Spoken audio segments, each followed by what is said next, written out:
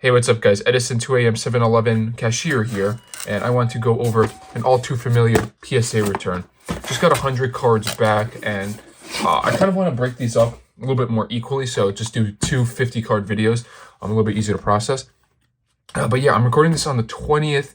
I'm actually going to Japan on May 3rd, so right under 2 weeks now. I'm going to be there for around 10 days. I want to record a decent amount of footage. I'm trying to figure out the best system for me to be able to record a little bit of traveling, but a lot of shopping. I want to be able to really film going into card stores all throughout Tokyo, Yokohama. I plan to go Hiroshima as well with a friend of mine. But let's see. And then right after that, I'll be coming back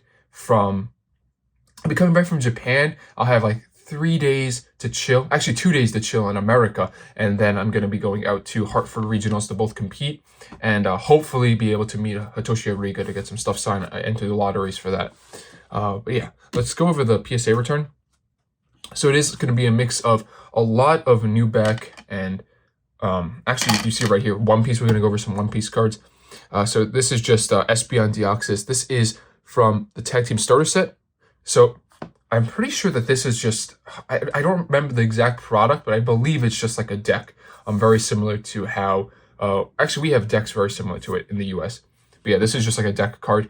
But even as a deck card, it is pretty popular, and it's actually super surprising to see how consistently a lot of these base GXs are selling now in 10 for $40, $50, considering the raw price. I have into a lot of them. Next up, we have some One Piece TCG stuff. Here we have just a Monkey D. Luffy alternate art. So one thing about One Piece is the quality control from Bandai is so high.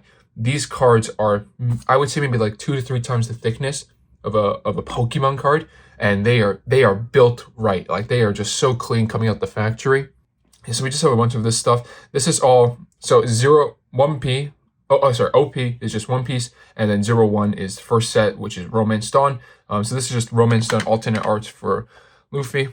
And one thing that's like good about this game as well is the TCG seems to be pretty popular. I actually watched a Danny Phantom video kind of talking about this the other day.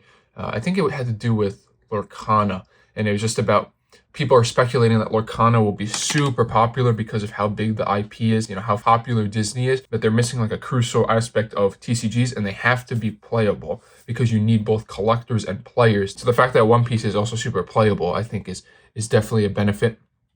Another one of these Espeon Deoxys. And another thing I didn't realize with the GXs until like I got them together to start grading them was the fact that they're all like Arita artworks, and they're really nice. Raikou from Shining Darkness. I've had, I think, a couple of copies. Actually, 1 copy so far in a previous return. And I think I sent off 2 in this return, this sub. These are cool. So I graded some of these non-hollows. So a lot of the time in the past, you'll see I've graded like the hollow rares from the Diamond and Pearl era. And then recently, a lot of people have started grading non-hollow commons, uncommons, rares. And this is one of those really nice, to my opinion, this is a really nice non-hollow rare. This beautiful Hameno Motsu's artwork. This one is really sick. And, you know, there's 2 benefits to it. When a lot of the hollow rares are starting to get a little bit up there in pop, still relatively low pop. Like, a lot of them are maybe pop 20, maybe up to pop 50 for some of like the more popular ones. But stuff like the non-hollow rares, and even the commons, uncommons, you're dealing with super low populations. So yeah, as I go through this stuff, if I know the pop off the top of my head, I'll say it, or if I don't, then I'll throw it, like I'll flash it at the bottom of the screen. But here's a nice one. Speaking of like non-hollow commons, just Charmander from Shining Darkness. Like, I've graded a lot of Shining Darkness in the past. I think the set has a lot of really solid cards to pick up. I mean, another example is this Raikou right here, but it has like the complete starter line, Kanto starter line too, so it's pretty cool. So we have the Shining Darkness Charmander. I'm gonna guess that as well is pretty low pop. This one's pretty sick. So one of my favorite artists, probably like my current favorite artist in terms of like style, is Kawayu. And so the Garchomp half deck, there is like the half deck that's Charizard, half deck that's Charizard. It's like the same product. He did every single artwork for the Garchomp side, and I just thought this artwork is so cool for Spirit too. Just so stylized. But that pulled a 10, which is cool. I think this is like pop 2 or 3. It's pretty low. I'll have the exact number flashed up on the screen, as I said. Dawn Dash Gardevoir, just a really gorgeous Nishida one. Ooh, with a really nice swirl right there in 10. really big news. Today's April 20th. That's actually my next evaluation on eBay. And I've mentioned in the past I was below standard from like August of last year. So I don't even know how many months that is. It's been a long ass time. We are coming up. I will finally be evaluated at top rated again after how many months it's been below standard. So I will no longer have like lower priority listings. I can start promoting again. I'm very excited about what the future will be for selling stuff. If I'm able to do what I am now without being able to really show my listings to a greater degree. But yeah, I'm so excited. So talk about the cards. This is a great one. I've graded this expansion pack, so it's just EX Ruby Sapphire in Japanese. A lot of good stuff. A lot of it is Sugimori stock art, like you have Camerupt in the same thing. But there's the really nice Aggron from the set, and this Gardevoir is just sick. And these were really clean examples of the Gardevoir EX. From that set. And then another Charmander Shining Darkness. I've mentioned it again in the past too, that the P.S.A. subs come completely misaligned. This is a card you don't want to see.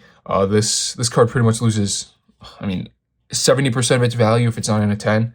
So this is probably like a card that you either can like give away to somebody who you know is collecting Espeons or Deoxys, like someone that would appreciate it, or you could just auction it off and hope to make like set the price, the minimum starting bid at the price of grading, and just take what you can get out of that. Okay, this is another one you really don't want to see. I cracked this out of a CGC 9.5 case. So I thought it was clean. The big issue that this card normally has is the way it's packaged. It has like a marker, like a little chip to play the video, like a game, an arcade game, and it always leaves a dent on the back. It was graded CGC 9.5 with really strong subgrades, so I cracked it out hoping to get the 10. Obviously that I'll have to inspect it because I didn't see the dent on it beforehand. Actually, let's see. Yeah, I don't see it. Yeah, I just don't see. I don't really see what the issue is. Again, I'll go over it better with a more precise lighting. But yeah, I don't really know how that cross got so bad. So is it saying that CGC completely missed the issue? Next up, we have Miracle Crystal Charmander, P.S.A. 9. Not really a good grade. You're really hoping to pull these cards in the 10 so that they have really any value. But we can quickly inspect this. We see a little bit. This is a really common thing on the non-hollows. You have chipping on the front.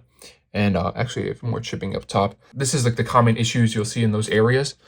But the back is pretty clean in my opinion. So maybe it is just those two corners on the right side. Actually, there's a 9. Okay, same card, pulled it in a 10. That's really awesome. This one's actually pretty off-center as well. It's like the first thing I noticed. This one, I was looking at the centering, looked good. This one's pretty heavy on the left side. But again, maybe it's within the parameters.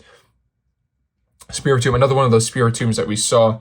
It's just, I think I bought 3 of them. All 3 came in super clean, so I thought it was worth grading. And what's nice about like the deck stuff is a lot of the time it's been stuck in the deck box for such a long time that it comes out like in almost mint condition. And finally, we're ending on one of the Garchomps, another one of the Spiritombs from the deck. This is the unlimited version, and I know for a fact because I checked the pop reports. I checked the subs, I was checking the grades, and I clicked through the pop reports, and I know this one was pop 1. This is the only unlimited 10 that's been graded. And it's not to say like that card is worth exponentially more because it is an unlimited version. Like the deck is pretty common still. It's gotten expensive. It's like over $500, $600 for the deck. But yeah, it was cool to see that that it is a population 1 card.